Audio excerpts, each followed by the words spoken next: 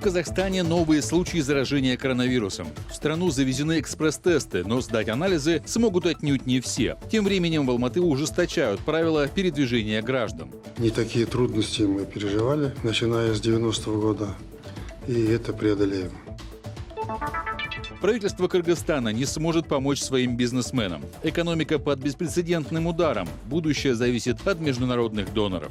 Пожалуй, нынешнее правительство самое непрофессиональное правительство, которое когда-либо у нас было. Даже министр экономики, его замы не обладают знаниями, опытом.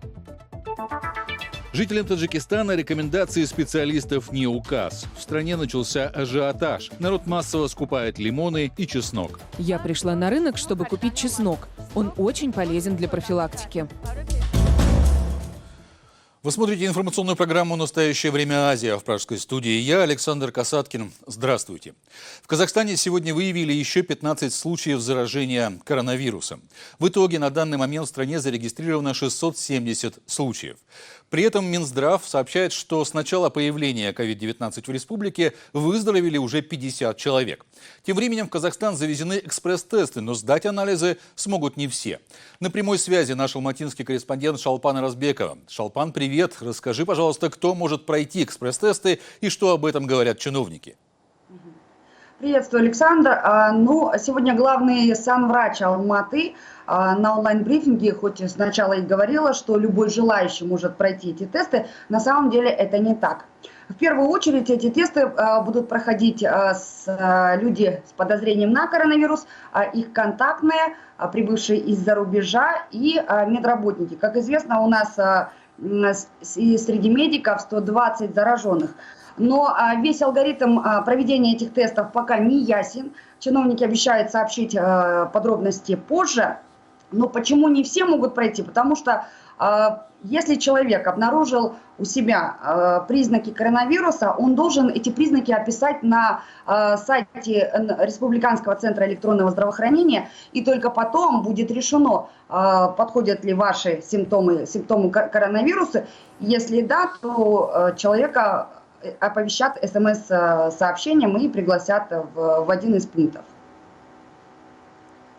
По вашим симптомам, которые имеются, которые вы обозначили в анкетных данных, идет отборка методом отбора, то есть те люди, которые попадают в категорию, которым нужно провести экспресс-тестирование, только эти лица будут получать экспресс-тесты. Заблаговременно путем СМС-оповещения сообщат о том, что вы на такой-то день, на такое-то время приглашаетесь на экспресс-тесты. Шолпан, расскажи, а усилились ли меры карантина в Казахстане? Да, с сегодняшнего дня отменили справки. Такие справки недели раньше выдавали некоторым организациям, кто может передвигаться по городу, в том числе и СМИ. Например, если нас остановил полицейский, мы предъявляем ему эту справку, и к нам нет вопросов, мы едем. С сегодняшнего дня этих справок нет. Чтобы передвигаться, ездить на работу, необходимо заполнить онлайн-анкету на сайте городской администрации, и только после этого мы можем выходить на улицу или ходить на работу. Но чиновники сегодня предупредили, что могут быть и отказы. Поэтому пока не ясно. И сегодня я и по этой причине работаю из дома. Шолпан, скажи, а сегодня лидер нации Елбасы Нурсултан Назарбаев встретился с премьер-министром. Известно, о чем они говорили? Да, Александр, конечно же, главная тема разговора была эта ситуация вокруг коронавируса и режима ЧП в стране. Назарбаев похвалил Кабмина, главу Кабмина за проделанную работу и отметил, что благодаря принятым мерам удалось сократить число заболевших. Обсуждалась также экономическая ситуация. Премьер Мамин рассказал, что бизнес старается держаться, но при этом сейчас страдает сфера обслуживания. А сфера обслуживания страдает, потому что в Казахстане вот уже вторая неделя объявлена нерабочей. И вполне возможно, что она продлится. И такие трудности мы переживали, начиная с 90-го года, и это преодолеем. Самое главное, и надо единство народа, спокойствие народа. Аскар Узакбаевич, я считаю, что правительство нормально работает, в трудных условиях, оперативно. Будем вам помогать. Слава Богу, мы меньше страдаем, чем другие, но пик не пройден еще не все. Шалпан, спасибо. Напомню, что с нами на прямой связи из Алматы была наш корреспондент Шалпана Разбекова. На северо-западе России доктора жалуются на отсутствие средств индивидуальной защиты. СИЗ, так между собой они называют маски, халаты и респираторы. На прошлой неделе сотрудники Покровской больницы Петербурга даже записали видеообращение с просьбой обеспечить их всем необходимым. Но уже в понедельник многие от общения с прессой отказались или попросили не называть их настоящих имен. О чем молчат врачи, попытался выяснить Юрий Баранюк. Покровская больница Петербурга сейчас больше напоминает крепость. Охрана тщательно следит за тем, кому можно внутрь, кого не стоит пускать. Как минимум один человек из тех, кто на прошлой неделе рассказал о нехватке средств защиты, пожаловался на угрозу увольнения. Вот за эти кадры. Наше руководство выделяет нам средства защиты на отделение 1-2 упаковки, 1-2 комплекта. Руководство больницы и в профильном комитете Смольного все опровергли. Мы попробовали узнать, кто не договаривает у простых медработников. Они избегают общения с журналистами, но признаются, что после публикации ролика стало лучше. Вы сейчас понимаете, что меня в тупик как-то ставите, нет? Почему? Нет, сейчас нам вот привезли, гуманитарная помощь у нас есть. Во всяком случае, на сегодняшний день мы упакованы. Я не знаю, как будет дальше. Самая оснащенная больница Петербурга, видимо, Боткинская. Она главная инфекционная. Еще 3 учреждения, в которых у людей были положительные тесты на COVID-19, на особом контроле. Прием новых пациентов приостановили в Александровской, Введенской и больнице Святого Георгия. Но это все лечебницы мегаполиса. Намного сложнее доставать средства защиты для врачей в отдаленных областях. Например, в Новгородской. Значит, вот только что сегодня мне позвонили из Боровичей, просили вот таких вот респираторов, хоть сколько, потому что им, Боровической ЦРБ, сказано шить маски из марли. Респираторы, перчатки и антисептики, которые Дмитрий Соколов отдает коллегам в Новгородскую область, привезли из Москвы. Их лично доставила глава независимого профсоюза медработников Анастасия Васильева. Она планировала посетить еще и Старую Руссу, но продолжить путь Васильева не смогла. Ее обвинили в нарушении режима самоизоляции и неповиновении полицейским. Вы не имеете права отнять дети до 14 лет. Вы же их оставили там одних. Вы меня здесь держите уже 10 часов. В ЦРБ Гатчины, это Ленинградская область, медсестры тоже шили маски из марли. Это нам анонимно сообщили 2 разных источника. Именно в Гатчинской больнице у врача-травматолога после возвращения из-за границы один из тестов дал положительный результат на COVID-19. И это хороший пример того, почему тесты и защита врачам нужны в первую очередь. Если врач будет защищен, во-первых, он не будет бояться пойти в какой-то некий очаг, он не будет бояться принимать пациентов с подозрением или уже заболевших там какой-то инфекцией там сейчас. И если такого врача не будет, либо он будет не защищен, то, соответственно, он либо заболеет и выйдет из строя, и в конце концов очень быстро принимать пациентов будет некому. Как минимум в Петербурге, по наблюдениям Льва Авербаха, ситуация со средствами защиты для врачей становится несколько лучше. Их хотя бы уже можно купить, но до идеала еще далеко. Тем более, что для борьбы с пандемией мало только защитить врача. Его надо оснастить, обучить работать в новых условиях и обеспечить местом. Возможно, временные клиники будут открывать в гостиницах или пансионатах. Петербург отстает от Москвы по распространению коронавируса на 3 недели. Это оценка губернатора Александра Беглова. Подтвержденных диагнозов пока в 20 раз меньше. Показатели других регионов северо-запада еще ниже, но и оснащены врачи там хуже, чем в Петербурге. Юрий Баранюк и Александр Глебов. Настоящее время. Ровно 10 лет назад, 7 апреля, в Кыргызстане произошла 2-я по счету революция. Все закончилось расстрелом демонстрантов и гибелью 87 человек. Более 300 получили ранения. Президент Курманбек Бакиев вместе с семьей бежал из страны. Они нашли убежище в Беларуси. Бакиев стал президентом после тюльпановой революции 2005 года, сменив на этом посту также бежавшего от народного гнева президента Аскара Акаева. И вот буквально через 5 лет общественное недовольство выплеснулось на улицы. Прежде всего людей возмутило повышение цен за коммунальные услуги и мобильную связь. Граждане также были недовольны семейным правлением. Президентская родня занимала руководящие посты в правительстве, возглавляла силовой блок, МИД, а также контролировала финансовые потоки страны. Оппозиционеры и журналисты подвергались гонениям. Утром 7 апреля толпа из нескольких тысяч человек вплотную подошла к Белому дому в Бишкеке. По людям открыли огонь.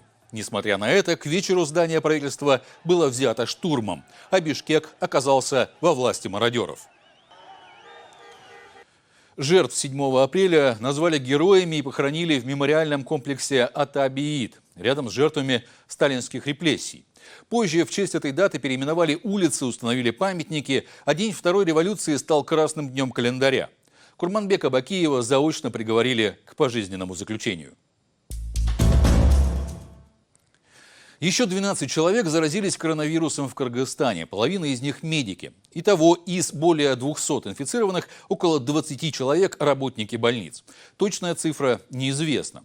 А активисты тем временем бьют тревогу. Эпидемия в стране только набирает обороты, а медперсонал уже страдает. Последние новости из Бишкека рассказывает наш корреспондент Жибек Бегалиева. Она на прямой связи с нашей студией. Жибек, привет. Расскажи, пожалуйста, ваших медиков все еще не обеспечили защитными средствами и транспортом? Привет, Саш. Ну да, кыргызстанские медики все еще жалуются на то, что их в полной мере не обеспечили средствами индивидуальной защиты, и многие из них продолжают ходить на работу пешком. Посмотрите, какое видео сняли в Исыкульской области, где местный врач едет на работу из своей деревни в районный центр на велосипеде. Вообще вопросов по обеспечению кыргызстанцев много не только по обеспечению медиков. До недавних пор в стране не хватало даже тест-систем для выявления COVID-19. Поэтому около 8 тысяч замороженных проб, которые взяли у кыргызстанцев, приехавших из-за рубежа еще месяц назад, начали проверять только сейчас. И получается, что все эти граждане, которые сдали анализы, просто живут среди других людей и, возможно, заражают свое окружение? Ну да, сегодня глава Минздрава признал, что все эти люди были отпущены домой, и никто их не проверял. И для того, чтобы выявить все вот эти анализы, потребуется около 2 дней. Давайте послушаем, что сказал глава Минздрава сегодня во время пресс-конференции. Из-за отсутствия нехватки этих систем мы законсервировали. Сейчас, я же говорил в своем выступлении, что мы же начинаем пулирование и полностью завершаем, не выбрасываем, до конца каждой пробирки будем исследовать образцы. У нас адреса есть полностью, и мы, значит, при случае положительного появления, мы их окружение будем искать. Жибек, расскажи, пожалуйста, какие самые свежие данные по количеству заболевших и по ситуации в Кыргызстане? Ну, свежие данные таковы, что, как мы до этого чиновник рассказал, мы не знаем в полной мере всю картину, потому что около 8 тысяч проб еще не проверен, на это потребуется, по словам чиновника, еще 2 дня. И вот более-менее приближенную к реальности картину, возможно, мы узнаем как раз в течение 2 дней. Сейчас лаборатория работает в усиленном режиме, в 3 смены, у нас их не так много, и буквально в течение 2 дней мы сможем узнать последние данные. А сейчас всего в Кыргызстане зараженных более 200, и около 8% из них это медики. По сравнению с данными других стран это просто огромная разница. И сейчас многие активисты и сами медики бьют тревогу, потому что мы продолжаем об этом говорить каждый день, они все еще не обеспечены в полной мере средствами индивидуальной защиты. Будем надеяться, что ситуация вскоре изменится. Я напомню, что с нами на прямой связи из Бишкека была наш корреспондент Жибек Бегалиева. Правительство Кыргызстана тем временем пытается спасти экономику государства. Утвержден антикризисный план на ближайшие месяцы, и в нем прописали около 30 мероприятий. Основная задача – обеспечить население продовольствием и поддержать бизнес. Средства на эти цели планируют просить у международных доноров, и сейчас ведут переговоры. Впрочем, на большие послабления предпринимателям в любом случае рассчитывать не стоит. Страну ждет урезание бюджета. Поправки в ближайшее время внесут на рассмотрение парламента, а насколько планируется сокращать расходы и по каким статьям, чиновники пока не рассказали. Ранее сообщалось, что объем потерь бюджета в этом году может составить 28 миллиардов сомов или около 340 миллионов долларов. Мы должны говорить прямо и откровенно. Мы не сможем повторить опыт других развитых стран, где предоставляются безвозмездные ресурсы, списание налогов. К сожалению, наш бюджет и наши возможности не позволяют этого делать, поэтому мы должны трезво подходить, когда мы говорим о поддержке бизнеса. Озвученный антикризисный план правительства мы обсудили с независимым экономистом Чалдошем Асибалиевым. Эксперт уверен, что многие моменты в программе не проработаны из-за некомпетентности нынешнего Кабмина. Это можно назвать планом, но планом таким очень, как сказать, постыдным для Кыргызстана. То есть правительство Кыргызстана объявляет о том, что оно бессильно, и, соответственно, доноры постараются помочь. Но надо понимать, что эти доноры будут свои условия ставить, они бесплатно эти средства не будут давать. Первое. Второе. Всегда можно изыскать возможности, и просто правительство, скорее всего, не знает, как это делать.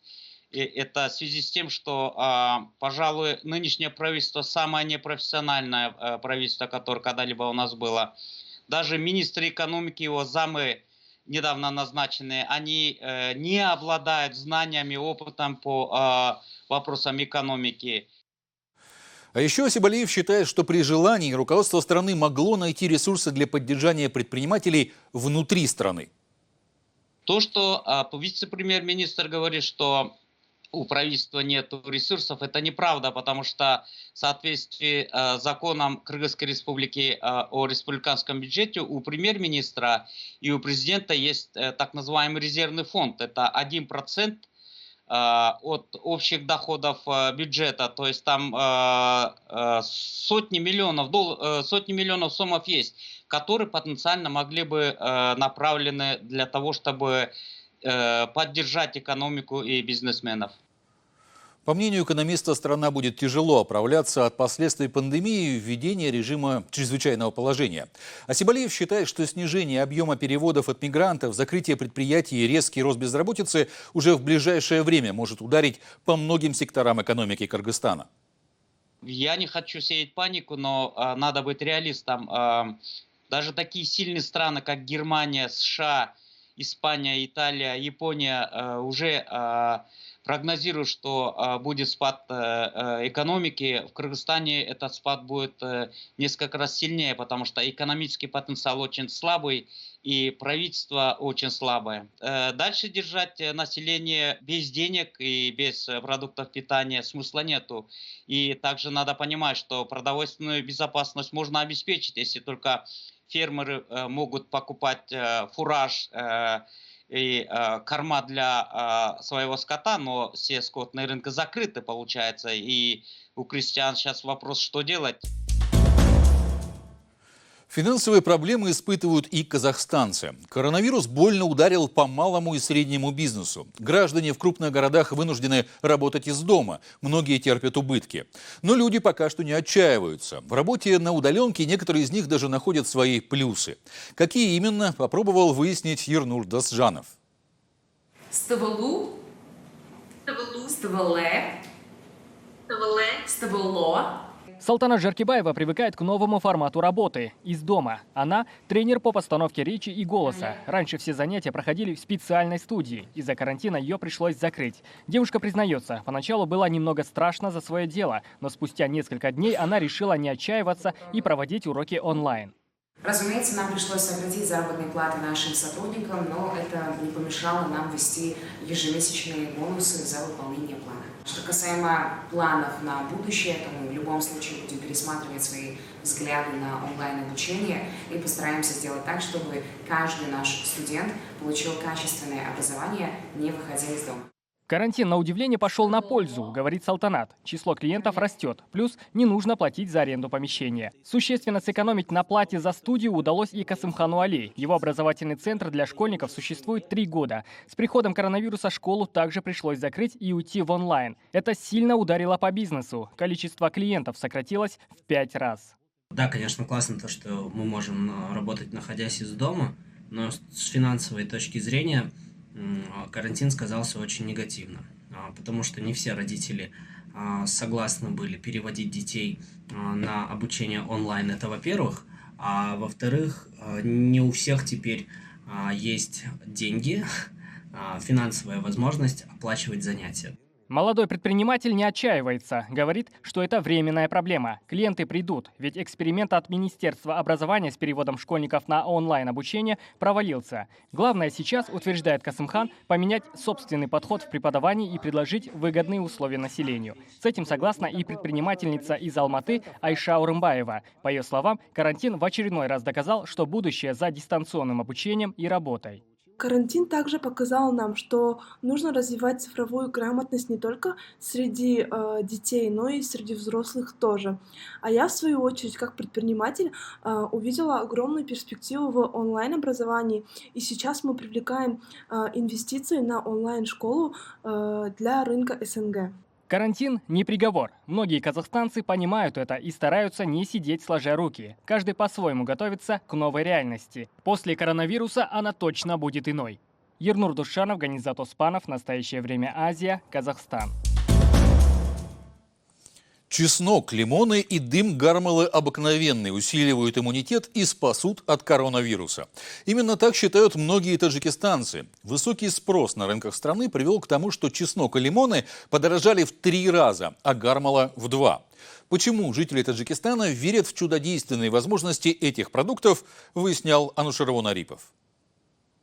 Килограмм чеснока за $11 и лимоны по $3. Это в 3 раза дороже, чем месяц назад. Таких цен на эти продукты в Таджикистане не было никогда. При этом спрос, несмотря на стоимость, не падает. Многие таджикистанцы уверены, в чесноке залог крепкого здоровья. В нем же спасение от коронавируса. Его уже смели с прилавков. И даже за эту цену найти чеснок сегодня трудно. Но лимоны пока есть.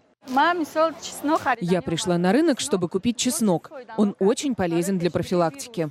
В чудодейственные свойства чеснока верят не только покупатели, но и продавцы. Высокий спрос не единственная причина, почему он пропал с прилавков, говорят торговцы. И добавляют, во всем виноват коронавирус. Чеснок завозили в Таджикистан из Китая, а из-за закрытых границ сегодня поставок нет. Лимоны тоже подорожали не только из-за острого желания жителей страны закупить их впрок. Сезон заканчивается, говорят на рынке. Свежие лимоны будут только осенью. Лимоны стоили раньше от 8 до 12 самани за килограмм, в зависимости от сорта. Сейчас они стоят 30 самани. Вот чеснока, к примеру, уже нигде нет.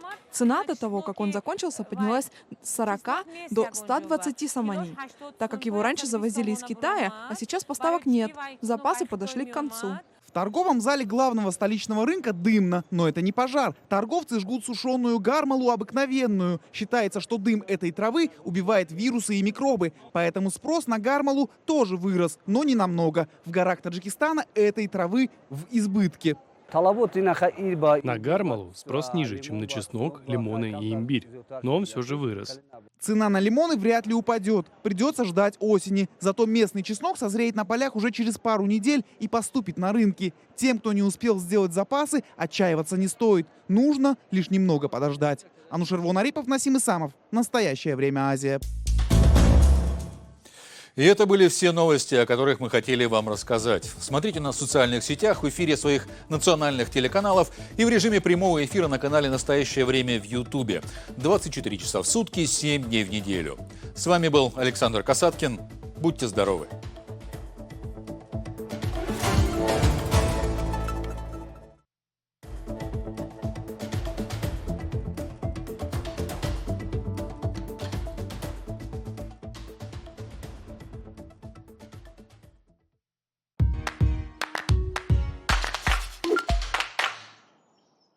У нас уж такая работа, у нас ведь ни праздников нет, ни выходных, ни ночи, в любое время нас могут вызвать.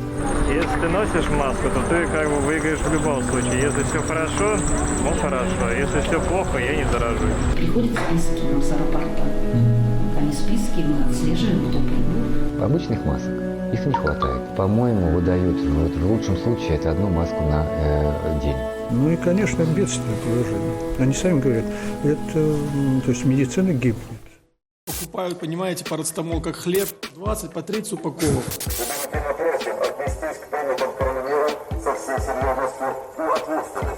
Лечение от коронавируса есть. Называется оно «Дружно сели на диван, соблюдаем карантин». Смотрите «Крым Реалии» в эфире телеканала «Настоящее время».